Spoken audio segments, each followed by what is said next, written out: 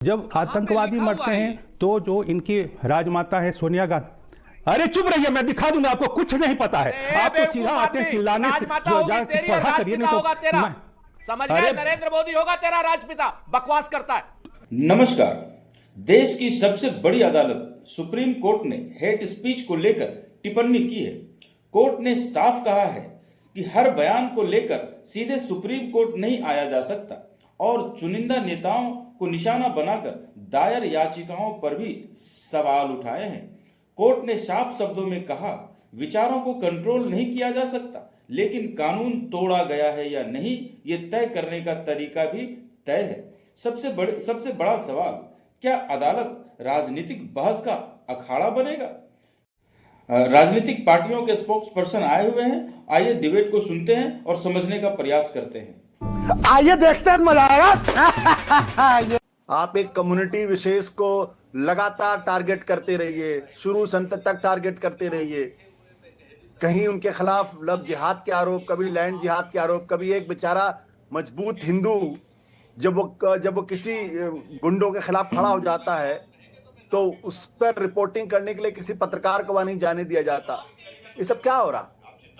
मौत का सौदागर वाली बात अच्छी है, लेकिन उसके पहले किसने जर्सी काऊ कहा था, किसने हाइब्रिड बच्चा कहा था? उससे 4 साल पहले ये बातें कही गई थी, तब सब चुप थे। ये कहीं हद तक सही भी है। ये फर्क पड़ने वाला दो चीजें बड़ी स्पष्ट हैं साहिल भाई। पहली चीज तो चूंकि आप बैठे हुए हैं, मैं कह भी सकता हूं, अभी आप देखिएगा आप ही के इस पैनल में हेट स्पीच होगी। ये मैं आपको पहले बता रहा हूं, और अगर आप कहेंगे तो मैं नाम भी बता दूंगा कौन लोग करेंगे, लेकिन उसको छोड़ दीजिए। लेकिन अगर कोई करेगा तो मैं रोक दूंगा सर, आप चिंता मत करिए। हाँ जी। पैनल में, और 100% पहले भी हुई है और आगे भी होंगे, निरंतरता से होंगे, क्योंकि इन लोगों के पास बिल्कुल सही मंदिर मस्जिद और ये सब इस तरीके के करने के अलावा कोई चारा नहीं बचा है। नंबर 1। नंबर 2, जब आपके पैनल में ही ये हेट स्पीच नहीं रुक पाएंगी गाइडलाइन बना करके, तो मैं आपको बताऊं ये कारगर, क्योंकि एजेंसी से नहीं होना है। कहते हैं ना कि बकरी पाती खात है ताकि काढ़ी खाल, और जो नर बकरी खात है ताको कौन हवाल। हमारे देश के जो सर्वोच्च पद पर बैठे हुए हमारे मुखिया हैं, अगर वो स्वयं इस हेट स्पीच दे रहे हैं तो उनके नीचे आप कैसे रोक लेंगे? अभी के समय के टॉप ब्रांड है हेट स्पीच के लिए। जैसे जैसे चुनाव आता है, उनको तो पुरस्कार मिलना चाहिए हेट स्पीच के नाम पर। हिंदुस्तान के मुसलमानों को कहने लगते हैं, कभी मंगलसूत्र के नाम पर, कभी भैंस के नाम पर, कभी जमीन के नाम पर झारखंड में, कभी कहते लगे कि आपकी फलाने आदमी लड़कियां शादी कर ले जाएंगे तो आपकी जमीन चली जाएगी, इस तरीके के नाम पर। और कभी आपको इनके मंत्रियों की बताऊं, नारायण राणे की भी आपके सामने है, क्या बात करता है वो। और हेमंत बिस्वा शर्मा तो खैर आप माशाअल्लाह है, आप छोड़ दीजिए। कहते हैं कि 5 रुपए दूसरे को दो, 4 रुपए मुसलमान को दो, मियां मुस्लिम, और जिस तरीके से शूट आउट की उसने बात करी है। उसके बाद आप बताइए, साध्वी निरंजना रामजादे वर्सेस हरामजादे में इनकी लड़ाई होती है जाकर के। तो मैं आपको n numbers of hate speech बता सकता हूं। कानून हमारे पास मौजूद है, कानून की जो एजेंसीज हैं वो उसका राजनीतिकरण, उत्तर प्रदेश की पुलिस हो चाहे किसी भी राज्य की पुलिस हो, इतना राजनीतिकरण उसका हो चुका है कि अगर हमारे मुंह से एक शब्द भी गलती से निकल जाएगा तो हमें तो पुलिस पकड़ ले जाएगी। लेकिन सत्ताधारी दल के लोगों के साथ में जिस तरीके का भी वो व्यवहार करे, कितना ही कुत्सित व्यवहार करे, गोली मारो सालों की बात करे, कितने भी लोग मस्जिदों के नीचे मंदिर ढूंढे, कितने भी लोग मजारों पर झंडे लहराएं, लेकिन उनके खिलाफ कोई काम नहीं होगा। सांप्रदायिकता को इस देश में भारतीय जनता पार्टी ने, भारतीय जनता पार्टी के सारे अनुसांगिक संगठनों ने एक स्वीकार करके देश में बहुसंख्यक तुष्टीकरण की जो बात कर रहे हैं वो कर लिया है। तो अब इसके बाद की जो परिस्थितियां बचती है, सुप्रीम कोर्ट कितनी भी गाइडलाइन बना दे, गाइडलाइन जो कि, तो गाइडलाइन की जो एजेंसीज है ना, कोई जरूरत नहीं है, कानून ऑलरेडी है, रोक देंगे। लेकिन आप क्या ये रोक पाएंगे कि नहीं आज के बाद ये आदमी यहां नहीं आएगा? जो आदमी हेट स्पीच करेगा वो आपके यहाँ पे जो सुरेंद्र राजपूत बोले हैं, यही सबसे बड़ा सवाल है।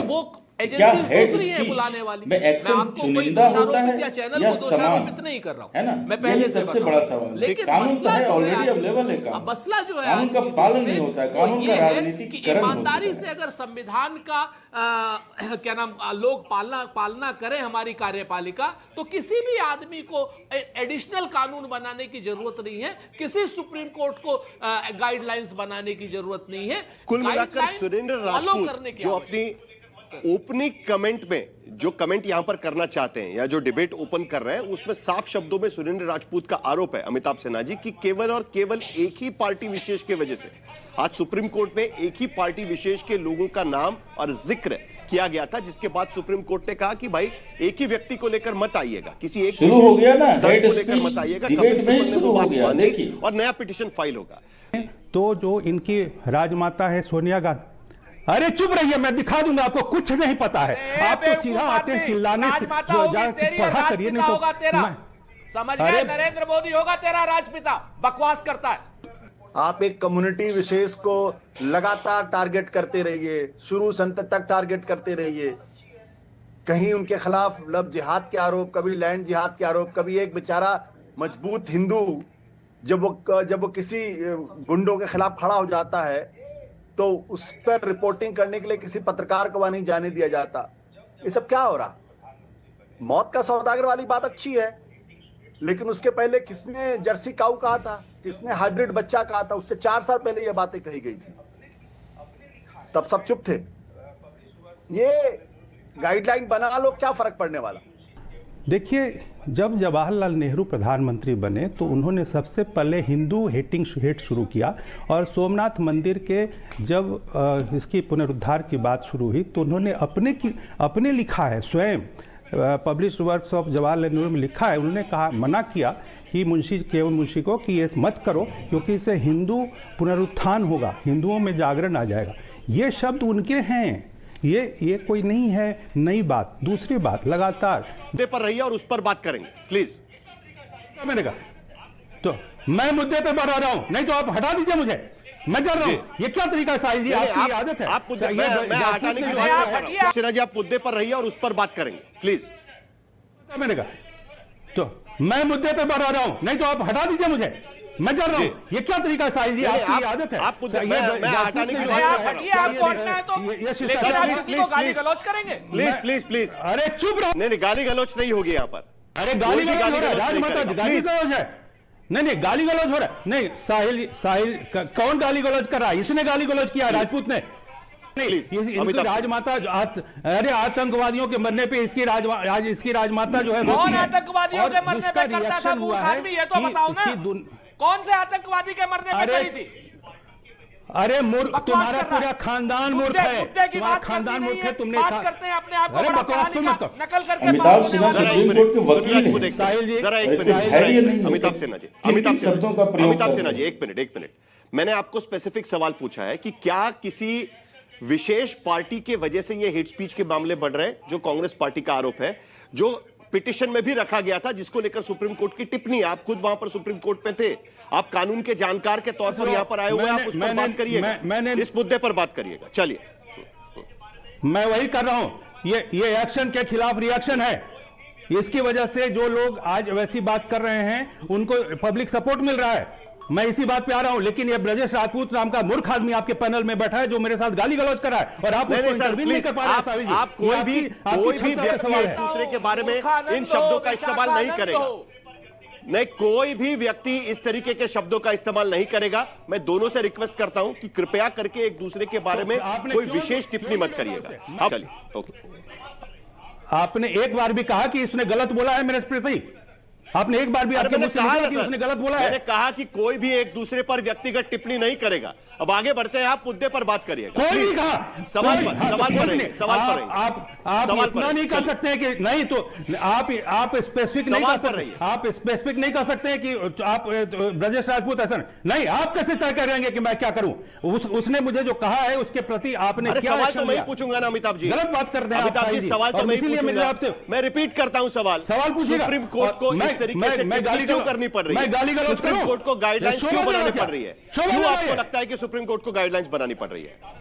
क्यों गाइडलाइंस बनानी पड़ रही है? सुप्रीम कोर्ट गाइडलाइंस बनाने के लिए नहीं, सुप्रीम कोर्ट ने ऑलरेडी गाइडलाइन बनाया हो रखा है, लेकिन सवाल यह उठ रहा है कि जब माहौल ऐसा खराब, विषाक्त किया, जहरीला किया है पिछली सरकारों ने, तो उसके खिलाफ में रिएक्शन में जब बाद में होगा तो उसको पब्लिक सपोर्ट मिलता है। मैं ये कारण करना चाह रहा हूं, और इसीलिए कोई भी पब्लिक विल के खिलाफ में न जुडिशरी जा सकती है न एग्जीक्यूटिव जा सकता है। इसीलिए माहौल को सुधारने के लिए सबसे पहले इन लोगों को सुधरना पड़ेगा जिन्होंने लगातार माहौल इसमें खराब किया है। अब एक चीज बताइए कि जो ओवैसी की पार्टी है, ओवैसी की पार्टी के लोगों ने कितने खतरनाक स्पीच दिए हैं। कांग्रेस ने लगातार कहा है कि देश के संसाधनों पर सबसे पहला अधिकार मुसलमानों का है। क्या ये हमें तो लगता है कि आज तक का जितना भी हेट स्पीच आया है, वीडियो सबसे ट्वीट किया था ज्यादा भारतीय गंदा, जनता सबसे पार्टी ज्यादा असम ने जो भड़काऊ वीडियो हेट ट्वीट किया था वो सही था, हेमंत बिश्व आपका शर्मा मानना का है? है, जो असम और के वो एक्शन को मुख्यमंत्री हैं, रिएक्शन जो आपकी उस पर तो व्याख्या कोर्ट है को उसके आधार पर और वो सही पुलिस है? को सो आपको मोटो लगता है कि वो एक्शन ठीक है? लेना चाहिए था।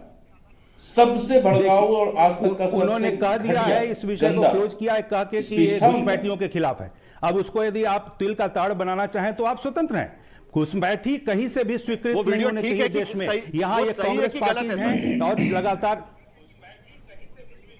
बिल्कुल अल्पसंख्यकों के, यदि वो अल्पसंख्यकों के लिए था, जैसा मना किया कि नहीं था, वो सिर्फ घुसपैठियों के लिए था।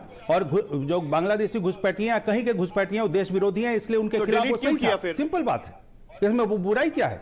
यदि नहीं डिलीट किया ना, यानी गलत डिलीट था किया इसलिए इसीलिए डिलीट किया। क्योंकि हो सकता है कि उनको ऐसा लगा गलत था इसीलिए डिलीट किया ना? नहीं नहीं, ऐसा नहीं होता है हमेशा ऐसा नहीं, मेरा मानना इसमें यह है कि डिलीट करने का मतलब यह होता है कि विवादों से बिना वजह का अभी कोई जरूरत नहीं है विवादों, लेकिन यहाँ तो तिल का ताड़ बनाने वाले लोग बैठे हैं। मेरा जब स्पष्ट मानना है कि सुनील राजपूत जल्दी से आपका जवाब इस पर, जो और मैंने आंकड़े भी यहाँ पर रखे हैं कि इस हेट स्पीच और नफरती भाषण के आए दिन उनके बयान आते रहते हैं मुसलमानों को लेकर, आए दिन। सही बात है, मैं आपसे स्वीकार करता हूं कि समाज में ये बुराई आई है और वो बुराई हमारी पार्टी से सारी पार्टी में आई है, कुछ नहीं जानता। लेकिन जो सबसे बड़ी कोर्ट ने बात साफ है, कहा भाई, आपको याद शिकायत होगा, है तो ध्यान होगा पहले कि कानूनी अगर रास्ता हमारे देश के अपनाइए, सर्वोच्च सीधे पद पर सुप्रीम बैठा हुआ कोर्ट व्यक्ति, मत आइए। सर्वोच्च पद पर बैठा हुआ व्यक्ति श्री नरेंद्र मोदी जी अगर वो हेट स्पीच को डिनाई कर दें, वो हेट स्पीच न दें, तो किसी और की हिम्मत, हैसियत या हौसला नहीं है कि कोई हिंदू मुसलमान कर पाए या किसी भी तरीके की हेट स्पीच कोई नहीं कर सकता है। नंबर एक।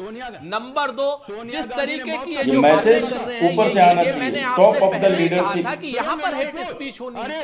सोनिया गांधी का नाम यहाँ पर, सोनिया गांधी ने कभी कोई हेट स्पीच नहीं दी। एक नंबर दो, अभी दूसरी बात मैं आपको बताता हूं। अभी आते ही अमिताभ कांत जो भारतीय जनता पार्टी के चाटुकार हैं, भारत विरोधी, हिंदू विरोधी, आप ये बताइए इस देश में कोई हिंदू विरोधी रह सकता है? नंबर एक। नंबर दो, पिछली सरकारों पर ये सारा जुर्म डाल रहे हैं। आप इस चीज को देखिए, पिछली सरकारों पर सारा जुर्म डाल रहे हैं। नरेंद्र मोदी जी को और नरेंद्र मोदी जी के मंत्रिमंडल में रहने वाली साध्वी निरंजना, जिसने रामजादे और हरामजादे तक कहा था, वहां तक ये लोग बिल्कुल नहीं जाते। हेमंत बिश्व शर्मा पर ये लोग बिल्कुल नहीं जाते हैं। अभी आप आ जाइए, देखिए कितना झूठ बोलते। ओवैसी के भाई को हमने जो है जेल भेजा था, अकबरुद्दीन ओवैसी को, लेकिन इन्होंने नरेंद्र मोदी जी को जेल भेजा क्या? नरेंद्र मोदी को जेल में भेजा क्या इन्होंने? नंबर दो। नंबर तीन, जिन्होंने कहा कि संसाधनों पर अल्पसंख्यकों का या मुसलमानों का पहला हक है, वो झूठा साबित हो चुका है। प्राइम मिनिस्टर की आप ऑफिशियल वेबसाइट पे चले जाइए। सुप्रीम कोर्ट ने साफ शब्दों में कहा कि इस पर कोई गाइडलाइंस होनी चाहिए। यह भी कहा कि पुलिस को स्वयं संज्ञान लेना चाहिए, सुओ मोटो इस पर एफआईआर दर्ज करना चाहिए, लेकिन उसके बावजूद पुलिस की तरफ से स्वयं एफआईआर कभी दर्ज नहीं हुए। यह भी कहा गया था कि एक डेजिग्नेटेड नोडल ऑफिसर होना चाहिए ताकि इन हेट स्पीचेस के मामलों पर ध्यान रखा जा सके हर राज्य में। उसका भी कोई फायदा नहीं हो पाया है। कांग्रेस पार्टी कह रही है कि गाइडलाइंस देने से कोई फायदा नहीं होगा। देखिए, मैं यही कहना चाह रहा हूं, ये जो भारत का जो ये पीपल्स रिप्रेजेंटेशन एक्ट है, जिसके तहत चुनाव होता है, जो इलेक्शन कमीशन के पास कोई भी राजनीतिक दल रजिस्टर्ड होता है, उसमें लिखा हुआ है कि वो किसी भी धर्म या जाति के साथ में प्रयोग नहीं करेगा चुनाव में। लेकिन 1991 में मैंने ही केस फाइल किया था इलेक्शन कमीशन के सामने। अरे यार, ये मूर्ख आदमी को चुप कराइए ना। मैं ये कह रहा हूं कि उस समय नहीं प्लीज होता है। तो साफ है हेट स्पीच पर कानून बोलेगा, लेकिन राजनीति को अदालत की चौखट तक लाने से पहले नियम भी देखने पड़ेंगे।